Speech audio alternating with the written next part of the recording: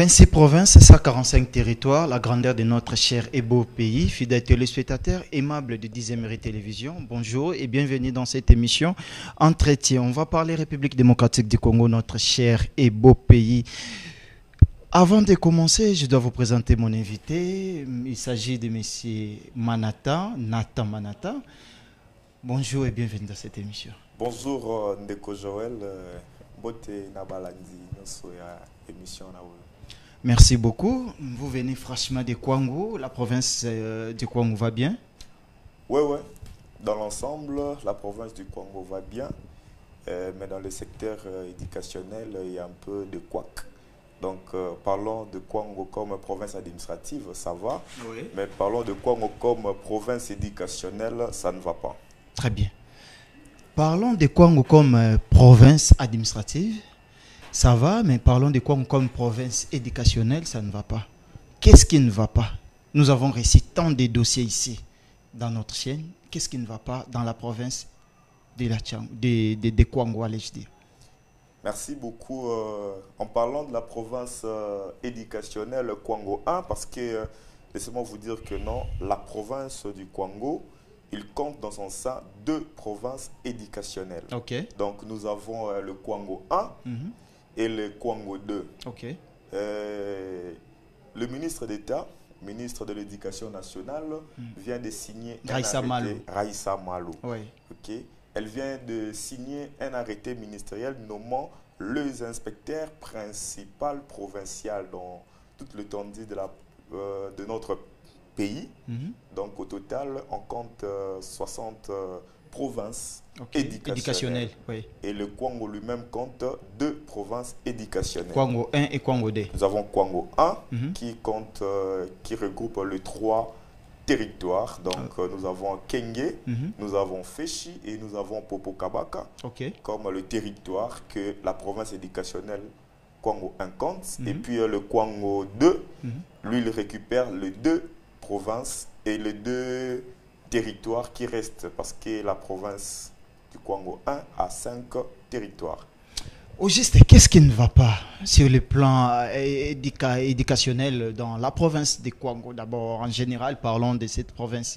Qu'est-ce qui ne va pas? Parce que vous venez de dire de l'entrée de jeu que Madame la ministre d'État, ministre de l'Éducation nationale, vient de nommer les inspecteurs dans toute l'étendue de la République, y compris particulièrement dans la province de Kwango. Qu'est-ce qui ne va pas? Il y a un problème d'acharnement à la personne de l'IPP Mukendi Bokassa François, où donc les autochtones, je ne pourrais pas parler de manière générale, c'est juste un petit clan, donc les Pelende, un groupe de Pelende qui se sont réunis pour lutter pour une cause purement personnelle, leurs propres intérêts, mais ils ont emballé tout le corps inspectoral. Et il y a eu des acharnements à la personne de l'IPP Mukendi Bokassa parce que c'est un Moulouba. Il se retrouve dans l'espace du Grand Bandundu. Et comme il est en train de lutter contre les antivalaires dans ce secteur, laissez-moi vous dire que l'IPP Mukendi Bokassa a reçu plusieurs diplômes de mérite par vos confrères de médias aussi, qui démontrent que c'est une personne qui lutte contre les antivalaires. Mais comme les personnes qu'il trouve, ils sont noyés dans les antivalaires et il y a eu des problèmes. Donc, ils ont voulu le faire partir de leur province, donc de leur espace Grand Bandundu. Et voilà, je sais que les choses ont dégénéré. Très bien, nous avons quelques documents ici que les téléspectateurs voient bien. On a écrit faux et usage des faux. Falsification de l'ordonnance du ministre de l'Éducation nationale, Raissa Malou. L'ordonnance portant nomination des inspecteurs principaux de la province éducationnelle de Kwango 1. C'était l'arrêté ministériel du 19e arrêté du 23 octobre 2024.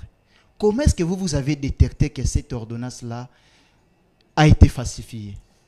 Merci beaucoup, Ndeko Joël.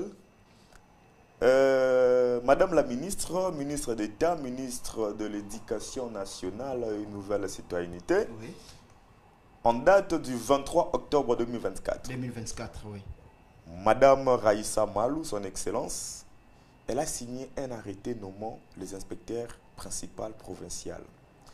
Et au Kwango 1, l'IPP François Mukendi a été nommé, a été reconduit comme inspecteur principal provincial dans le Kwango 1. Ok. Mais comme il y avait un problème dans le Kwango 1, Madame la ministre a envoyé l'inspecteur général, chef de corps, de venir au Kwango et de résoudre le problème. Son itinérance, c'était... L'inspecteur général chef de corps, Hibert, M. Hibert. M. Hibert, qui vient à peine d'être nommé, même pas un mois. C'est lui qui signe maintenant les attestations des réussites. Les diplômes d'ailleurs. Parlons des diplômes. Parlons des diplômes, la crédibilité. C'est lui qui signe les diplômes. Oui, parlons des diplômes. Parce qu'après Odiamusungai, c'est lui qui a pris les bâtons de commande. Ok. Son itinérance, c'était Kinshasa, Kwilu, Kwango, Kinshasa. Ok. Il était au Kwilu. Je ne sais pas, il a eu à résoudre le problème là-bas. Il est arrivé au Kwango. Je retiens la phrase que l'inspecteur général a dit. Il a dit aux inspecteurs, je suis venu comme un père, je suis venu comme un conseiller. Il a pris le temps d'écouter tout le monde, tout le parti et les agents d'un point. Et il est parti, il est rentré à Kinshasa. À notre grande surprise, après une semaine, si je ne me trompe pas, on prend de nouvelles que la ministre a signé un autre arrêté. Et dans les deuxièmes arrêtés... Hormis l'arrêté du 23 octobre. Pas hormis. La nouvelle vient que la ministre a signé un autre arrêté. Et dans ces deuxièmes arrêtés, on remarque que l'IPP François Mukendi Bokassa n'était plus au Kwango 1. Et il s'est retrouvé nulle part. Bon, c'est un problème administratif. Au départ, on s'est dit, bon, la ministre a décidé. Mais lorsqu'on regarde bien l'arrêté, on voit que la ministre n'a pas signé un deuxième arrêté. Donc c'était simplement l'arrêté du 23. C'était toujours l'arrêté du 23 octobre 2024. Oui. Le même numéro d'arrêté 018. Là, nous voyons les documents qu'on affiche déjà, oui. Oui, il y a les documents, il y a tout, il y a tout. Parce que moi, je suis un scientifique. Oui. Je ne parle pas de bobards comme tout le monde rencontre à la rue. Moi, je viens avec des éléments concrets pour faire convaincre l'opinion, qu'ils comprennent qu'on n'est pas venu ici pour nuire quelqu'un d'abord. Allez-y, vous avez appris que la ministre a signé encore l'arrêté. On regarde, c'est le même arrêté. Arrêté numéro 018 du 23 octobre. Mais malheureusement, cet arrêté a été falsifié. La ministre d'État n'a pas signé le deuxième arrêté, laissez-moi vous dire. Donc, c'est-à-dire que les gens ont falsifié seulement l'arrêté qu'a signé la ministre d'État. Oui, il y a des éléments. Il y a des éléments que Et lors de l'arrivée de l'inspecteur, il veut vous faire croire qu'il y a un nouveau arrêté de la ministre. Et on regarde le même numéro d'arrêté qui porte la même date, mais les contenus se diffèrent. On voit qu'il y a M. Mukene Simon Pierre, si je ne me trompe pas, qui a été repris dans le premier arrêté, dans le numéro 25, dans la province éducationnelle Tchouapa 2, et on l'enlève là-bas, dans le Tchouapa 2, pour lui insérer dans le Kwango 1. Qui est derrière si on peut parler, parce que vous venez avec les documents, si on parle de falsification, qui est derrière c'est le bureau de l'inspecteur général. C'est-à-dire que vous accusez directement l'inspecteur général. Mais oui, je ne parle pas à côté. De l'éducation nationale. Je ne parle pas à côté, je suis clair, je regarde vos caméras. Parce qu'il a notifié la même personne. Malheureusement, sa notification aussi a été falsifiée. Là où il a même la signature. Il doit signer lui-même comme chef de corps. Que dire si le document officiel de notre ministère de l'Éducation nationale et Nouvelle Citoyenneté est falsifié par le numéro 1, Laissez-moi vous dire que l'inspecteur a 3 vocations. Allez-y. Le premier vocation d'un inspecteur, c'est de former. D'aider, c'est de contrôler.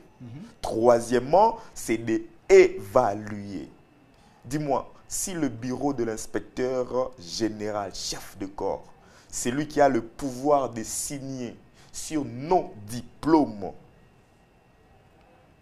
mais son bureau arrive à falsifier les documents, l'arrêté du ministre. Est-ce que vous vous êtes rendu au ministère de l'Éducation nationale pour se renseigner si réellement il y a eu l'ordonnance portant nomination de L'arrêté. oui, l'arrêté portant nomination du messier que vous reprochez là. Mais laissez-moi vous dire que l'inspecteur général a menacé un inspecteur chef de poule de Popo Kabaka. Il y a eu des déclarations sur Top Congo. S'il y a des bobards qui se rencontrent, lui en tant que le chef, le numéro 1 de l'inspection générale, pourquoi il ne vient pas dans les antennes des radios, de télévision pour démentir cela? Si vous projetez la notification plutôt que l'inspecteur général a remis à messieurs l'UPP Mouken et Simon Pierre, vous allez voir qu'ils ont commis encore notre erreur là-bas. En falsifiant, ils ont oublié d'enlever les prénoms de Moukendi Boukassa François. Le nom de François se répète dans cette notification. Et qu'est-ce que vous allez me dire? Est-ce que M. Moukendi François a des comptes à rendre par l'inspecteur général? L'inspecteur général, c'est un Kouilois. Il est de l'espace Grand Bandundu. Le Kwango est dans l'espace Grand Bandundu. Oui. Et dis-moi, entre un ami et un frère, le choix est clair. C'est-à-dire, il y a des histoires. Le choix est clair, il y a du tribalisme. J'ai des éléments. Juste parce que le monsieur Moukendi il est du Grand Kasaï. C'est ça. L'inspecteur général. Je ne mâche pas les mots. Du Kouilou. C'est ça, je ne mâche pas les mots. Il a voulu nommer quelqu'un du secteur. Je ne mâche pas mes mots. Je ne mâche pas mes mots. Je ne mâche pas mes mots. Je ne mâche pas mes mots. Parce que, laissez-moi vous dire que quand l'inspecteur général a fait cela, il a eu à converser avec quelqu'un sur le WhatsApp pour dire comment ça se passe là-bas chez vous après l'arrêté du ministre. Et la personne lui répond, monsieur l'inspecteur général, vous venez d'ouvrir une porte pour valoriser le tribalisme. Et il a menacé la même personne et il a menacé l'inspecteur Aigle Iboula que non, il y aura des sanctions administratives. Pourquoi? Parce que l'inspecteur a dit la vérité, que l'arrêté a été falsifié. Hormis tous les documents que vous avez ici, est-ce que vous avez aussi d'autres preuves qui prouvent que l'inspecteur a créé des trucs, a créé des troubles dans la province éducationnelle Kwango 1? Parce que vous venez d'évoquer la situation, une conversation sur WhatsApp et autres.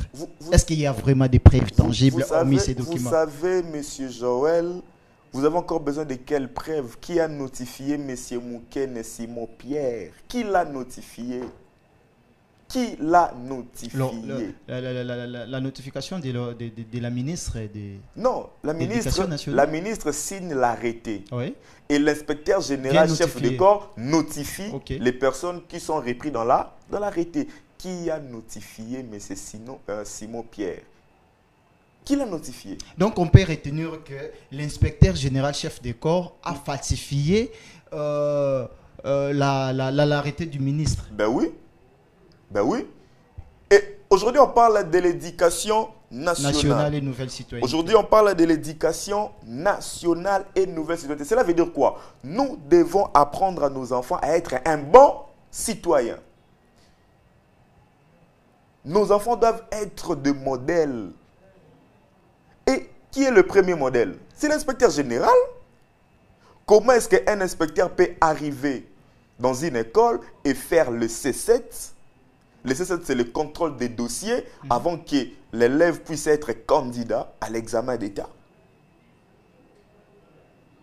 Si le numéro 1 falsifie, comment est-ce qu'il va arrêter un enfant qui a falsifié les bulletins? Allez-y comprendre. Dans la province de Kwango, vous réclamez quoi au juste? Qu'est-ce que vous réclamez? Ok, ce qu'on demande, c'est quoi? Que l'inspecteur principal provincial Mukendi Boukassa, qu'il puisse retrouver ses droits. Et que le gouverneur de la province du Kwango puisse être vigilant. Il s'appelle encore comment? Son Excellence, M. Willy Bitwissila, okay. Le gouverneur de la province du Kwango. Qu'il soit vigilant, qu'il ne puisse pas tomber dans ces manœuvres administratives-là, que nous voyons le désordre depuis l'inspection générale, oui. Que l'inspecteur général remette de l'ordre, que la ministre d'État, qu'elle se réveille. Madame Raissa Mal. Madame Raissa Mal, qu'elle se réveille, qu'elle puisse savoir s'en procurer de tout ce qui se passe dans sa maison. Parce que le ministère, c'est lui la patronne. C'est elle qui a le mot à dire et elle doit arrêter cette hémorragie. Nata Manata, vous venez fraîchement de la province du Kwango. La situation éducative, la situation de l'éducation nationale dans cette province, ça marche bien, malgré tout ce que vous venez d'évoquer sur ces plateaux. Mais je vous dis que M. Mukendi Boukassa, il est au Kwango comme inspecteur général. Ça fait déjà 3 ans, ça c'est le 4e année. Son cheval de bataille, c'est l'excellence. Il a mis un point dans les antivaleurs. Là où il y a de l'antivaleur, lui, il vient, il va frapper. Et aujourd'hui, la crédibilité de nos écoles dans la province éducationnelle de Kwango 1 est vivre à voir et accepter cette crédibilité-là. L'IPP Mukendi Boukassa a fait un grand travail. Je demanderai même à ces gens-là qui font des micro-baladés d'arriver au Kwango 1 et de poser la question. Et vous aurez la réponse. Il a fait un grand travail, il ne peut pas céder, M. Mukendi. Avec un vrai arrêté, c'est un homme qui a ses valeurs, il a sa logique. Si c'est un vrai arrêté, Mukendi ne va pas demeurer là où il est, il va céder. Mais comme l'arrêté est falsifié, comment un arrêté, le même numéro, le même date peut avoir 2 contenus différents? Et comment voulez-vous que Mukendi puisse céder? L'arrêté que nous voyons ici, actuellement, si nous rendons vers la province éducationnelle de Kwango 1, qui va nous représenter comme état inspecteur? Parce que nous avons de vrais et faux arrêtés que vous venez de nous montrer. Si nous partons actuellement dans la province éducationnelle de Kwango 1, qui sera le représentant légal comme inspecteur de cette province éducationnelle? Mais c'est clair. La ministre d'État, ministre de l'Éducation nationale et de Nouvelle Citoyenneté, a signé l'arrêté numéro 018 le 23 octobre 2024 en nommant l'IPP François Mukendi Boukassa et l'inspecteur général en date du 25 octobre, notification 1990, notifiant l'IPP Mukendi Boukassa. On peut se référer qu'au vrai, pas au faux. Donc, l'IPP dans la province du Kwango 1, c'est Mukendi Boukassa François. Falsification est condamnable par la loi, tu le sais? Ben oui. Bien sûr. Vous venez ici, vous dénoncez. On dénonce. Et si cela n'est pas vrai, quel sera votre sort? Quel sort? Qu'il nous apporte des preuves tangibles. On parle d'un inspecteur. On parle deux inspecteurs. On parle de l'éducation nationale. Vous savez, M. Kamera demandait un procès pièce contre pièce. On va demander à l'inspecteur général chef de corps d'apporter des preuves qui montrent que M. Mouken Simon Pierre a été nommé au Kwango 1, mais pas dans le Tchouapa 2. Qui nous apporte des preuves? Même cet enfant-là, qu'on va donner le diplôme cette année, session 2024-2025, quelle sera l'importance de ces diplômes-là si les antivaleurs commencent à la tête? Là, vous traitez directement l'inspecteur principal, chef des corps, comme L'inspecteur général. L'inspecteur général, chef des corps, comme étant antivaleur. Moi, j'ai dit qu'il y a eu des antivaleurs. Parce que selon vos et dires ici, il faut dénoncer les antivaleurs. Selon vos dires ici, c'est lui qui est derrière la falsification. C'est clair. Si ce n'est pas lui, qu'il vient dans les canaux, là où nous lui avons posé des questions. Parce qu'avant d'utiliser les médias, nous avons entamé le procédure administratif. Qu'il nous réponde que non, voilà, je ne connais pas cette affaire. Qu'il nous dise qu'il ne connaît pas cette affaire, que quelqu'un d'autre a imité sa signature. Et M. Moukene sera IPP vers Chouapa 2, pas au Kwango 1. Parce que quand vous regardez les vrais arrêtés, M. Moukene Simon Pierre, il est dans le numéro 25, pas dans le numéro 11. Et son prénom se limite par Simon Pierre. Ça ne s'ajoute pas un François là-bas. Regardez bien, regardez bien. Et l'arrêté... L'erreur des frappes. C'est ça. Ça existe, ça fait l'erreur des frappes. C'est ça, on peut voler chaque jour pendant 99 jours. Attention au 100e jour. Attention au 100e Est-ce que dans votre procédure, vous avez écrit à la ministre, nationale de l'Éducation? Elle est au courant. Parce que si son directeur de cabinet est au courant, cela veut dire que la ministre est au courant. C'est sa crédibilité aussi. Et moi, je sais que Mme Raïssa Malou, elle marche sur le valeur.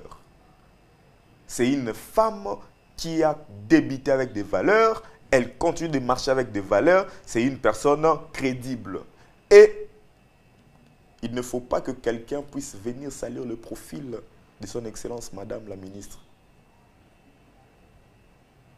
Et on ne va pas le permettre. J'ai appris ce matin que dans votre province de Kwango, il y a deux groupes des inspecteurs. Il y a un groupe des inspecteurs pro l'inspecteur national ou l'inspecteur principal. Il y a d'autres groupes qui contestent l'inspecteur, les actions de l'inspecteur principal. C'est toujours dû à l'affaire de cet arrêté? Laissez-moi d'abord vous dire qu'il n'y a pas deux groupes d'inspecteurs. Moi, je l'ai appris ce matin. On parle des syndicats. On parle des syndicats. Mais les syndicats... Nous avons le Synédri et le Synéco. C'est ça, les deux groupes. Ok? Oui. En parlant de Synédri, ce n'est pas dans la province du Kwango. Le président national se trouve à Kinshasa. En parlant de Synéco, ce n'est pas le Kwango. Le président national et le secrétaire général se trouvent à Kinshasa. Ils sont tous notifiés par Kinshasa. Quel groupe de syndicats qui soutient l'inspecteur principal? Il n'y a pas un groupe de syndicats qui soutient l'inspecteur. J'ai appris ça ce matin. Mais moi j'habite là-bas. Il n'y a pas un groupe qui soutient et un groupe qui ne soutient pas. Le groupe, donc les syndicalistes de Synéco, ils veulent aussi, ils sont en train de rappeler à leurs frères du Synédri la vocation d'un syndicaliste. Ils ont perdu les notions d'un syndicaliste et ils se sont engagés dans un acharnement. Parce qu'ils soutiennent simplement M. Hubert Kimbunza. Bon, soutenir M. Hubert, ce n'est pas ça. Ce n'est pas soutenir M. Hubert. Il y a eu, peut-être le temps va nous manquer pour vous parler le vrai nez du problème, pour que ces 4 personnes... J'ai des vidéos que je peux vous donner. Quand ils parlent dans le Top Congo, nous, réunis en assemblée générale. Vous avez déjà vu une assemblée générale de 4 personnes. On a des vidéos que je peux vous envoyer puis projeter. Quand ils crient dans le Top Congo et la radio et la télévision. Quand ils sont en train de crier, nous, réunis en assemblée générale. Quelle assemblée générale? Réunis 4 personnes. Nanda Kouden individu. Et vous parlez que non, c'est une assemblée générale. Non. Non. Nous avons des éléments qui démontrent tout. Il s'agit de 4 personnes, les 4 Pelende. Hein?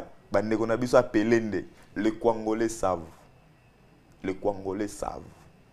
Que quand on parle, nous réunis en assemblée générale. Ce n'est pas une assemblée générale. C'est les 4 personnes qui sont tous du même clan, les Pelende. et c'est de leur habitude. Vous voulez tribaliser l'administration publique de l'État? Non, je suis en train de dénoncer. Je suis en train de dénoncer. Je suis en train de dénoncer.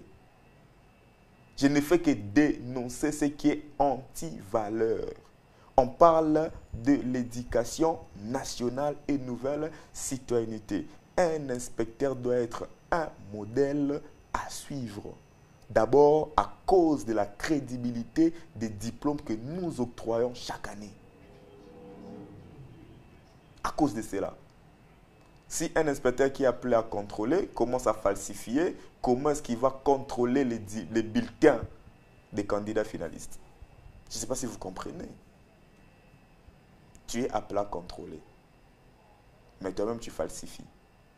Comment est-ce que tu vas contrôler les dossiers d'un candidat à l'examen d'État? Est-ce qu'il y a des procédures pour nommer un inspecteur chef des services dans des provinces éducationnelles? Il y a des critères ou des procédures pour nommer un inspecteur d'une province éducationnelle? Parlant de procédures, peut-être c'est seul un inspecteur peut savoir quelles sont les procédures, mais déjà... Ou peut-être M. Mukendi a beaucoup travaillé, il n'a qu'à se reposer. Ce n'est pas un problème, mais venez avec les vrais arrêtés. Venez avec les vrais arrêtés. Ce n'est pas un problème. Lorsqu'on a dit que la ministre a signé l'arrêté, M. Mukendi, il avait laissé l'éponge. Mais lorsqu'il regarde que non, le document n'est pas vrai. N'est pas authentique. N'est pas authentique. C'est en ce moment-là qu'il dit non, vous voulez me rouler. Non. Je suis encore dans mon poste parce que la ministre d'État fait encore confiance à Mukendi Bokassa, comme IPP dans le Congo 1. Nous sommes arrivés pratiquement à la fin. Regardez la caméra. Quel message lancerez-vous? D'abord au ministre d'État, ministre de l'Éducation nationale, pour cette affaire de falsification des documents. Merci beaucoup. Je m'adresse à Maman Raïssa. Son Excellence, Madame la ministre, ministre d'État, ministre de l'Éducation nationale et nouvelle citoyenneté.